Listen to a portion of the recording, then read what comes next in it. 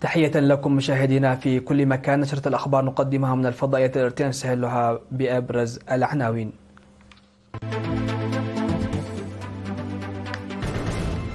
إريتريا تلقي كلمة في اجتماع اللجنة الإفريقية لحقوق الإنسان والأمم. مفوض الثقافة والرياضة يتفقد آثار إجرام خل.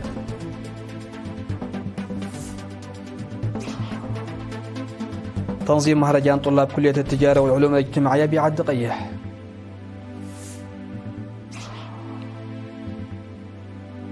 إيران ترد بعد عقوبات أمريكية، واشنطن تتوقع محادثات جديدة. باكستان تختبر صاروخا باليستيا جديدا.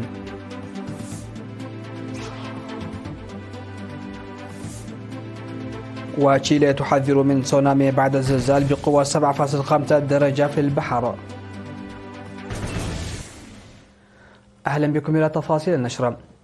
ألقى الوفد الإريتري برئاسة القائم بأعمال السفارة الإريترية في إثيوبيا والممثل الدائم لدى الاتحاد الإفريقي والمفوضية الاقتصادية الإفريقية سيد بنيام برهة كلمة في الاجتماع الدوري 83 لمفوضية الإفريقية لحقوق الإنسان وحقوق الشعوب المنعقدة في بانغول بغامبيا من 2 وحتى 22 من مايو الجاري. وأوضح السيد بنيام في كلمته في الاجتماع أنه في الوقت يشهد فيه النظام العالمي عملية تعديل مشاريعه متسارعة والقوى الأحادية في مرحلة انتقال، فأن ضعف ركيزة أفكار هذا النظام جعل خيارات الوحيدة تنتهي، وقال إن أفريقيا اليوم وصلت إلى فترة امتلاك أولوياتها في أجندة حقوقها الإنسانية، وقد فتح الباب لتكون الدول القارة الفاعل الأول في حماية حقوق الإنسان لشعوبها. وأوضح المندوب الإريتري أن حقوق الإنسان ظل يستخدم في السنوات الماضية لتشويه دول إفريقيا، مشيرا إلى أن الحقائق التي كشفتها الحكومة الأمريكية في تمويل ما يسمى بمنظمات حقوق الإنسان كشف أن المهمة الرئيسية لهذه المنظمات هي إخفاء الأجندة السياسية لمموليها ونشر أجندات داعميها. وأكد الوفد الإريتري أن الدول الإفريقية يجب أن تتحمل مسؤولية حماية وضمان حقوق الإنسان لشعوبها، وأن أولويات إطار حقوق الإنسان يجب أن تعكس أولويات غالبية الشعوب الإفريقية. قام مفوض الثقافة والرياضة السفير زمد تخلي بزيارة منطقة مع الأرحى في إجرام خل بمدينة إم نحيلي الإقليم الجنوبي يوم 2 مايو لتفقد الآثار التي عثر عليها في المنطقة. وقدم الخبراء توضيحا في الزيارة التي حضرها حاكم الإقليم الجنوبي ومسؤولون آخرون بشأن أعمال الحفر التي أجريت على فترتين والآثار التي عثر عليها. وأوضح السفير زمدي أهمية الحفاظ على أي تراث في مكانه الأصلي لإجراء البحث عنه بشكل سليم والحصول على المعلومات الكاملة عنه. ودعا كافة المواطنين للمساهمة الواعية في أعمال إنقاذ الآثار الموجودة في الأماكن التي تجري فيها برامج التنمية. وأوضح مسؤول قسم أبحاث التراث الأثري الدكتور صقاي مدين خلال لقائه السكان، أوضح أن الرفات البشرية التي عثر عليها في المنطقة وطرق دفنها فريدة من نوعها، وقال إنه سيتم تنفيذ مرحلة ثالثة من أنشطة إنقاذ الآثار لمزيد من البحث. من جانبه أكد حاكم الإقليم الجنوبي السيد هبت أبتسفاسيون استعداد الإدارة والشعب لتقديم الدعم اللازم لإنجاز العمل. يذكر العثور على الرفات البشرية بالإضافة إلى الأساور والقلائد والفخاريات في أعمال الإنقاذ التي جرت شهري يونيو وديسمبر العام الماضي. تقع منطقة إجرام خل على بعد 7 كيلومترات جنوب غرب مدينة مندفرة. اختتم في 3 مايو مهرجان الطلاب السنوي 12 في كلية التجارة والعلوم الاجتماعية في عدقيح.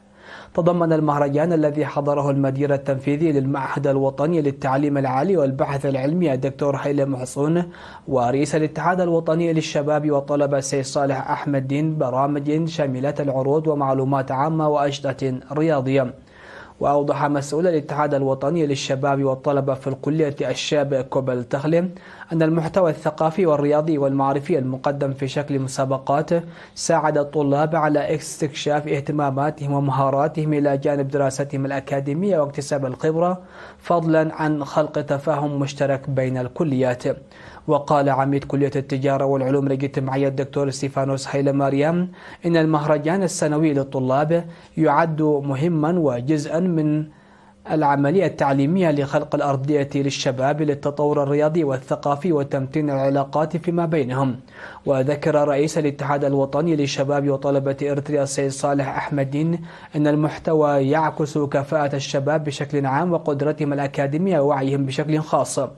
وتم في الختام توزيع الجوائز على الفائزين. في غضون ذلك عقدت وزيرة العدل فوزية هاشم ندوة لأكثر من 1500 من طلاب وأساتذة الكلية حول نظام العدالة الإريتري والقوانين العرفية، ودعت الشباب لتعزيز دورهم الواعي.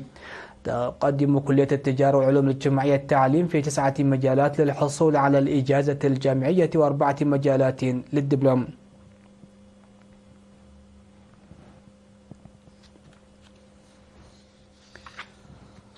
نظم أعضاء جمعية المحاربين القدامى التعاونية 76 جولة في 3 مجموعات يوم أمس 3 مايو لتشجيع منتسبي قوات الدفاع الإريتري الذين يشاركون في برامج التنمية في مناطق غاديان ودكمحرة وعد حوش.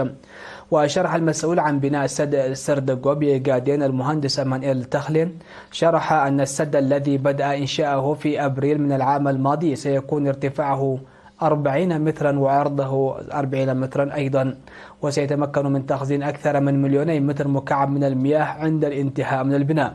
كما تفقد مشروع المدرسة الداخلية للقيادة الوسطى والذي يتكون من 19 قاعة و3 خزانات لمياه الشرب النظيفة وحوضين لتجميع مياه الصرف الصحي أنجز بنسبة 85%. ويشتمل المشروع الذي تبلغ مساحته 665 مترا مربعا و30 مترا من النصب التذكارية والمعالم التي تعبر عن التضحيات التي قدمت من أجل الوحدة الوطنية. وفي غضون ذلك قال أعضاء الجمعية الذين زاروا مقبرة لامزا سحرتي قيد الإنشاء إن الأشغال التي انطلقت في يوليو من عام 2023 تشمل جدارا مصورا بطول 886 مترا مبنيا على مساحة 3 هكتارات. ويتضمن المشروع نصبا تذكاريا بارتفاع 30 مترا وحوضين للمياه ومخزنا تحت الأرض بمساحة 40 قدما مربعا وغرفا للمكاتب والأمن و1500 شجرة. وحضر الحفل مسؤولون وقادة عسكريون على رأسهم قائد القيادة الوسطى العميد تخلي كفلاي وحاكم إقليم عنسبة السفير عبد الله موسى. وفي المناسبات الثلاث ألقى قادة الفرقة 70 و16 وقادة الوحدات المشاركة كلمات أشادوا فيها بمساهمات الجيش والشعب.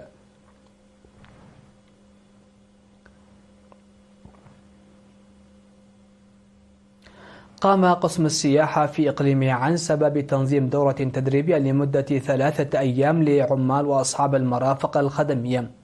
شمل التدريب مفهوم السياحة وتطويرها والتواصل المؤسسي ومعرفة وحفظ الموارد التاريخية والدينية والطبيعية وامتلاك المؤسسات وجودة وكفاءة الخدمات المقدمة والعوامل المؤسسية العامة. وأوضح المدير العام للقسم السيد سالم علي في مراسم الاختتام في الأول من مايو أوضح أن الهدف من التدريب هو ضمان عمل وخدمات فعالة وذات جودة مرضية وتعزيز قدرات مقدمي الخدمات وتبني عقلية واعية. وقال إن التدريب تم تقديمه للمرافق الخدمية في مدينة كرن ومن المقرر تنفيذه في المديريات الأخرى. من جانبهم أكد المتدربون أن المعرفة التي اكتسبوها ستلعب دورا مهما في تطوير أعمالهم. ودعا حاكم إقليم عنسبة السفير عبد الله موسى في كلمته الختامية إلى تعزيز مثل هذه الأعمال في المستقبل.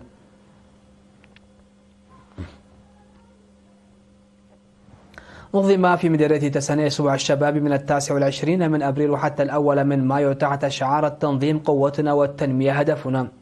وقدم الشباب المشاركون في الفعالية التي نظمها الاتحاد الوطني للشباب والطلبة من إدارات ضواحي علي قدر وفانكو وعد عمر عروضا تعكس مهام التنظيم المنفذة. وقال مسؤول الاتحاد في المديرية الشاب ملس جبراي إن برامج تعزيز تنظيم الشباب تحظى بالأولوية لأن فعالية وتأثير الشباب غير المنظم في حياتهم وبيئتهم الشخصية والجمعية لا تساوي فعالية وتأثير الشباب المنظم. وأوضح مسؤول الاتحاد الوطني للشباب والطلبة بالإنابة في إقليم الكاشبركة السيد ماريقوس جرماسيان أوضح أن من المهم إنشاء منصة للشباب لتعزيز تنظيمهم واكتساب الحرف والمعرفة وكذلك تعزيز وعيهم السياسي وحث الشباب على رفع وعيهم وتعزيز تنظيمهم. وأشاد مدير مديرية تسنية السيد سيوم جبريسوس بالبرامج التي قام بها الشباب والطلاب وذكر إدارات الضواحي التي لم تشارك بالمشاركة.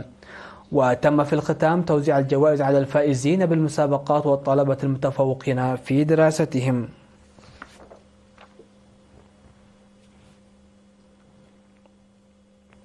مشاهدينا، كانت هذه حصيلة الأنباء على الصعيد العالمي. فاصل قصير ومن ثم نعود لمتابعة الأنباء على الصعيد العالمي.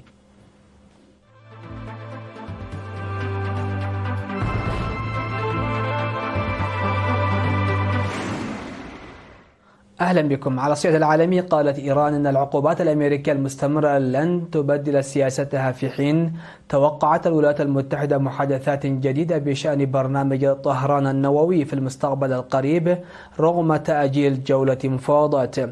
وبعد تهديد الرئيس الأمريكي دونالد ترامب بفرض عقوبات على الدول أو الأفراد الذين يتاجرون بالنفط الإيراني، أعلنت وزارة الخارجية الإيرانية في بيان أن استمرار هذه السلوكيات غير القانونية لن يغير مواقف إيران المنطقية والشرعية والمستندة إلى القانون الدولي، مضيفة أن العقوبات تثير شكوكا عميقة وانعدام ثقة بشأن جدية أمريكا في مسار الدبلوماسية. وأكدت الخارجية الإيرانية أن طهران ملتزمة بالمسار الدبلوماسي ومستعدة لمواصلة المفاوضات مع واشنطن، لكن نرفض التهديد والضغوط. وتهدف المحادثات بين البلدين المتخاصمين منذ 4 عقود إلى إبرام اتفاق جديد يقيد البرامج النووية الإيرانية ويمنع طهران من امتلاك سلاح نووي، الأمر الذي لطالما نفته الجمهورية الإسلامية، وذلك مقابل رفع العقوبات التي تشل اقتصادها. أعلنت باكستان تجربة إطلاق صاروخ باليستي في ظل تصاعد التوتر مع الهند. وقال الجيش الباكستاني في بيان إنه أجرى تدريبات ناجحة على إطلاق صاروخ تكتيكي باليستي أرض يبلغ مداه 450 كيلومترا. وأضاف أن الهدف من إطلاق صاروخ العبدلي ضمان الجاهزية العملياتية للقوات والتحقق من المعايير الفنية الرئيسية بما في ذلك نظام الملاحة المتقدم في الصاروخ وتعزيز خصائص المناورات. ووفق موقع قناة جيو الباكستانية، هنأ الرئيس الباكستاني آصف علي زرداري ورئيس الوزراء شهباز شريف ورئيس هيئة الأركان المشتركة الجنرال ساهر شمشاد ميرزا ورؤساء الخدمات القوات المسلحة والعلماء والمهندسين المشاركين في صناعة الصاروخ، معربين عن ثقتهم في جاهزية وكفاءة القوات الاستراتيجية الباكستانية لضمان أدنى حد من الردع وحماية الأمن القومي من أي عدوان. وتزامن إطلاق الصاروخ الجديد مع تصاعد التوتر بين الهند وباكستان بعد الهجوم الإرهابي في كشمير الذي أودى بحياة 26 سائحا هندوسيا، والذين اتهمت الهند باكستان بالمسؤولية عنه وهددت بإجراءات صارمة ضد المهاجمين وداعميهم. دعت سلطات تشيلي إلى إخلاء سواحل منطقة ماغالانيس في أقصى جنوب البلاد بعد إصدار تحذير من احتمال وقوع تسونامي على أثر زلزال بقوة 7.5 درجة في البحر قبالة السواحل الجنوبي لأمريكا اللاتينية.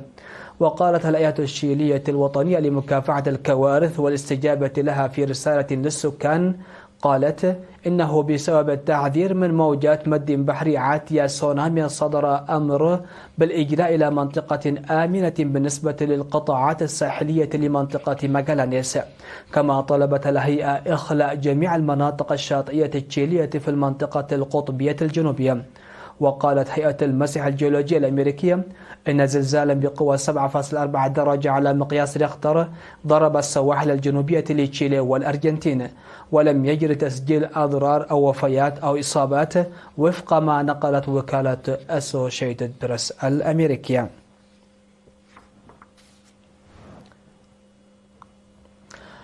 في الخبر الأخير، كشف مسؤول بالشرطة الهندية أن 6 أشخاص على الأقل لقوا حتفهم، وأصيب 55 في تدافع بمعبد في ولاية جوا الساحلية الغربية، حيث تجمع مئات من الهندوس وفقا لوكالة رويترز. ووقع التدافع أثناء مهرجان شريلا راي زاترا السنوي في قرية شيرغاو، ويتم الإبلاغ كثيرا عن حوادث التدافع خلال التجمعات الدينية الهندوسية الكبيرة في الهند، حيث تحتشد أعداد ضخمة من الناس في أماكن ضيقة متجاهلين عادة قواعد السلامة.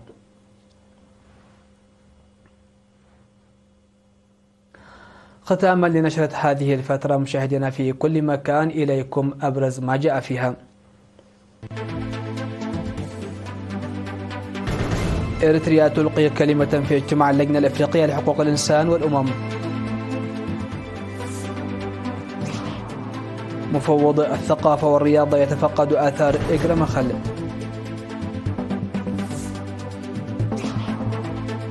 تنظيم مهرجان طلاب كلية التجارة والعلوم الاجتماعية بعد قيح.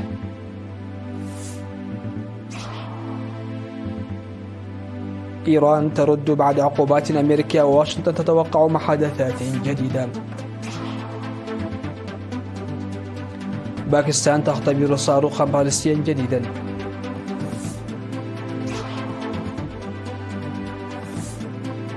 وتشيلي تحذر من تسونامي بعد الزلزال بقوة 7.5 درجة في البحر. مشاهدينا الأكارم، هكذا نكون قد وصلنا وإياكم إلى نهاية نشرة هذا المساء. هذه تحيات وتحيات الفريق العامل، ودمتم في أمان الله.